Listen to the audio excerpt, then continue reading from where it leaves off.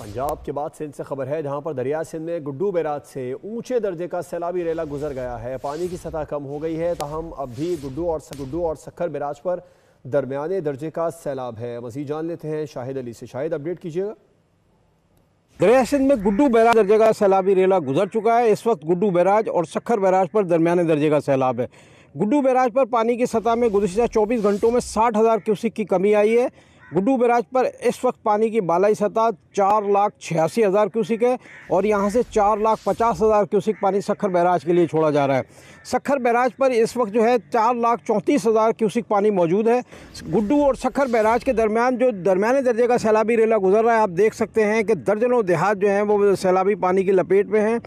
सैकड़ों एकड़ जो इराज़ी है, ज़रई इराज़ी, इस वक्त वहाँ पर फसलें डूब चुकी हैं। जो मुख्तलिफ़ अजनास की फसलें थी, वहाँ सिर्फ पानी ही पानी नज़र आ रहा है।